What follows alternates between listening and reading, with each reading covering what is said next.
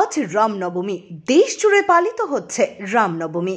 রামনবমী উপলক্ষে বিশাল শোভাযাত্রা new town থেকে সল্টলেক হয়ে লেক টাউনে যাবে। এই শোভাযাত্রা বুধবার সকালে নিউ টাউন রাম মন্দিরের রামনবমীর পুজো দিয়ে নিউ টাউন থেকে শোভাযাত্রার শুভ সূচনা করলেন বিরোধী দলনেতা শুভেন্দু অধিকারী।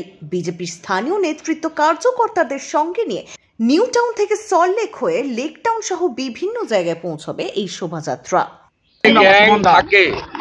এর আগে র্যাগিং করে একটা গরিব বাড়ির ছাত্রকে মেরে ফেলার পরে যুব মোর্চার প্রতিবাদে আমি গেছিলাম।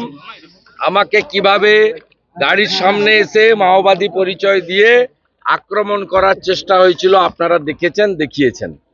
স্বাভাবিকভাবে এই রাষ্ট্রবিরোধী, সংবিধান বিরোধী, ভারত বিরোধী টুকরে টুকরে গ্যাংকে মমতা ব্যানার্জির আশ্রয়ে প্রশ্রয়ে ওখানে পালিত করা হচ্ছে। আর এই কাজে মমতা ব্যানার্জির দোসর হচ্ছে সিপিএম, যাদের ঠাকুরদা, জ্যাঠা, দাদু সবাই চিনে থাকে। স্বাভাবিকভাবে এই রাষ্ট্রবিরোধী, সংবিধান বিরোধী, ভারত বিরোধী টুকরে টুকরে গ্যাংকে মমতা ব্যানার্জির আশ্রয়ে প্রশ্রয়ে ওখানে পালিত করা হচ্ছে। আর এই কাজে মমতা ব্যানার্জির দোসর হচ্ছে সিপিএম, যাদের ঠাকুরদা, জ্যাঠা, দাদু সবাই চিনে থাকে। আপনি দেখুন, পশ্চিমবঙ্গ ভারতবর্ষের ৮-১০টা রাজ্যের মতো নয়। পশ্চিমবঙ্গ একটা রাজ্য যেখানে আইনের শাসন চলে না, শাসকের আইন।